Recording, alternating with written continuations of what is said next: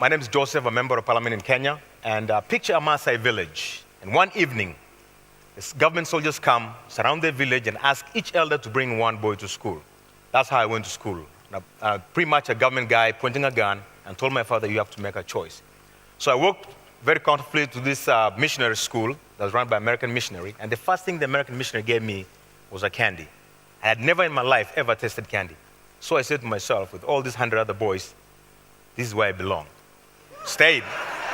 When everybody else was dropping out, my family moved, we were nomads. Every time school closed, it was a boarding school when I was 7, you had to travel until you find them. 50 miles, 40 miles, it doesn't matter. You sleep in the bush, but you kept going. And I stayed. I don't know why I stayed, but I stayed. And all of a sudden, I passed the national examination, found myself in a very beautiful high school in Kenya. And I finished high school, and just walking and found a man who gave me a full scholarship to the United States. My mother still lives in a cow dung hut. None of my brothers have gone to school.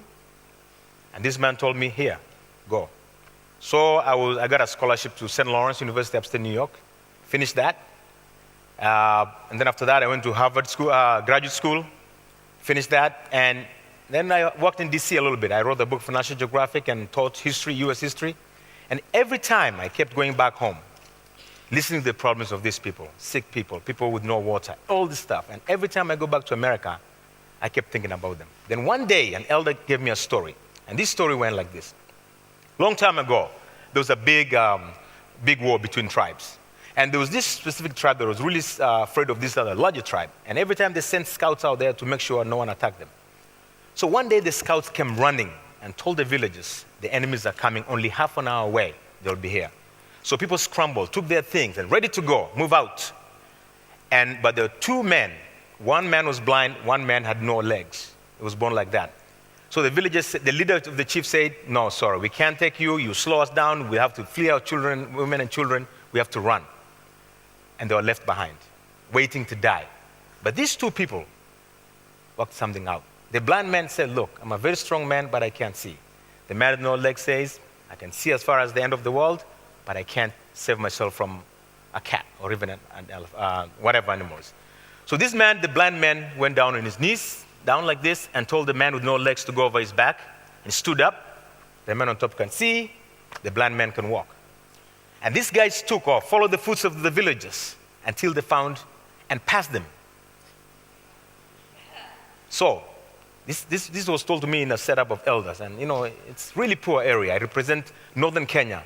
Most nomadic, remote areas you can even find. And that man told me, so here you are. You've got a good education from America. You have a good life in America. What are you going to do for us? We want you to be our eyes. We'll give you the legs. We'll walk you, you lead us. So the opportunity came. I was always thinking about that. What can I do to help my people? Every time you go to an area where for 43 years of independence, we still don't have basic health facilities. A man has to be transported in a wheelbarrow to 20, 30 kilometers to hospital. No clean drinking water. So I said, I'm going to dedicate myself. I'm leaving America. I'm going to run for office. So last July, I moved from America in June, ran in July election and won.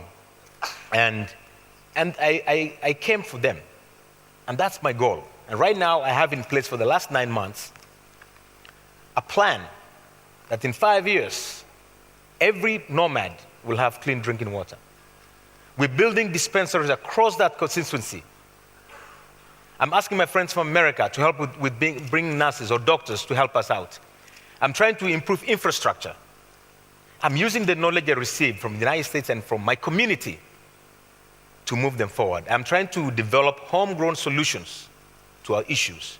Because we realize that people outside can come and help us. But if we don't help ourselves, there's nothing we can do. So my plan right now is, as I continue with introducing students to different fields, some become doctors, some lawyers. We want to produce a comprehensive group of people, students who can come back and help us see a community grow that is in the middle of a huge economic recession. So as I continue to be a member of parliament, And as I continue listening to all of you talking about botany, talking about health, talking about democracy, talking about new inventions, I'm hoping that one day, in my own little community, which is 26,000 square kilometers, maybe 5 times the size of Rhode Island, with no roads, would be able to become a model to help others develop. Thank you very much.